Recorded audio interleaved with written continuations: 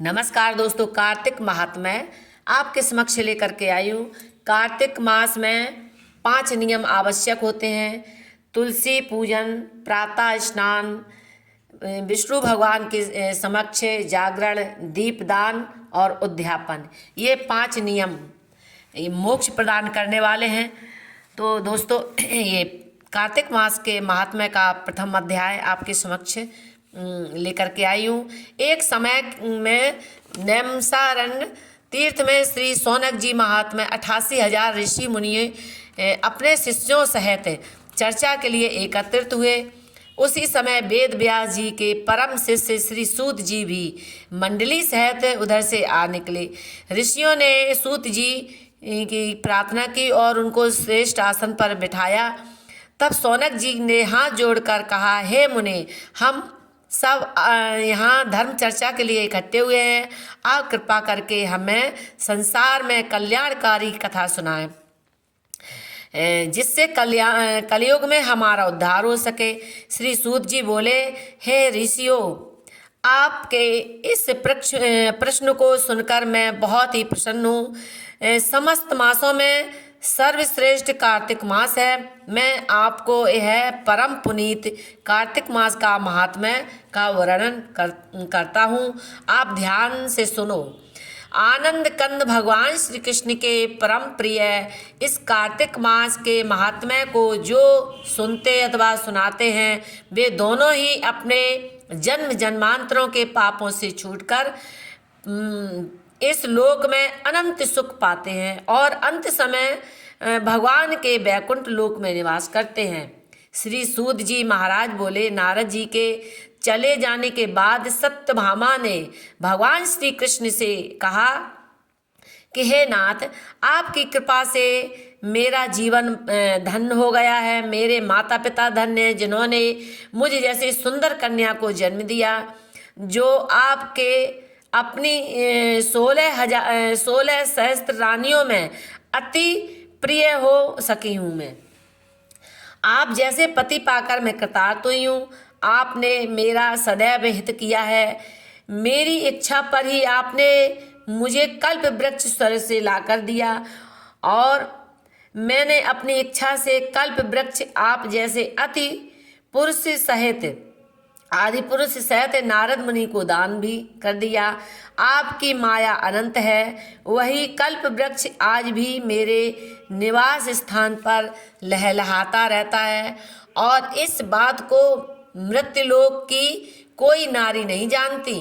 नाथ, वास्तव में यदि आप मुझ पर प्रसन्न हैं तो कृपा कीजिए, मेरे प्रश्न का सही उत्तर देने की कृपा करें। मैं आपके इस अलौकिक प्रेम का रसस्वादन सदैव करना चाहती हूँ कि मेरा यह प्रेम आपके कल्प तक चले और हे प्रभु, आप कभी मुझसे विमुख ना हो। सत्यभामा के इन प्रेम युक्त वचनों को सुनकर भगवान श्री कृष्ण अत्यंत प्रसन्न हुए और वे सत्यभामा को प्रेम सहित अपने आलिंगन में बांध कल्प वृक्ष के नीचे ले गए। वहाँ उचित स्थान पर बैठकर अपनी प्रियतमा को अपने ही निकट बैठाकर अति हर्षित हो मुस्कुराते हुए बोले, हे प्राणेश्वरी, तुम मुझे अपनी सरल हृदयता और निष्कपटता के कारण अपनी सभी रानियों और पटरानियों में अत्यंत प्रिय हो।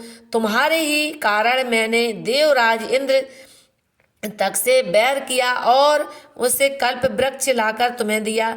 सूत जी बोले, हे ऋषिश्वरों, कल्प वृक्ष लाने के लिए भगवान ने देवराज इंद्र से जो बैर किया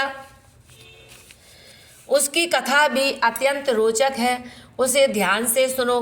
एक दिन रानी सत्यभामा को यह पता चला कि कल्प वृक्ष अमित फल का देने वाला है, अतः उन्होंने भगवान श्री कृष्ण से कल्प वृक्ष लाकर देने को कहा और भगवान कल्प वृक्ष को स्वर्ग से लाने के लिए रानी सत्यभामा को गरुड़ पर बिठाकर इंद्र के पास पहुँचे और उन्होंने इंद्र से कल्प वृक्ष मांगा। स्वर्ग की मर्यादा का ध्यान करके इंद्र ने कल्प वृक्ष देने से इनकार किया और भगवान तब बहुत क्रोधित हुए और उन्होंने जबरदस्ती कल्प वृक्ष ले लिया। तब इंद्र ने अपने साथियों सहित बलपूर्वक भगवान श्री कृष्ण को रोकने की चेष्टा की। उनके साथ भयंकर युद्ध किया। गरुड़ भी गोलोक में गौओं के साथ युद्ध करने के लिए आए।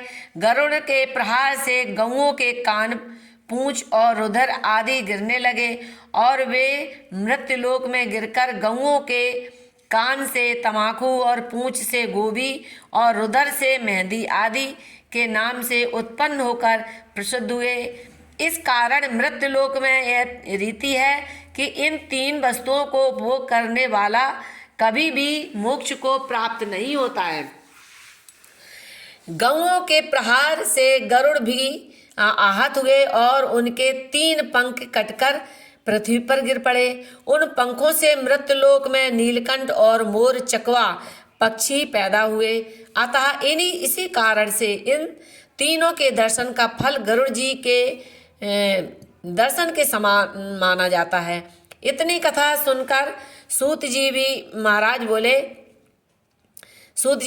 बोले, भगवान श्री कृष्ण ने सत्यभामा को पूरी तरह आश्वस्त करने के बाद कहा, रानी, जब मैं स्वर्ग की अपूर्व निधि कल्प वृक्ष इंद्र से विरोध करके भी तुमको लाकर दे सकता हूँ, तो तुम्हारे प्रश्न का उत्तर देने में क्या संकोच है?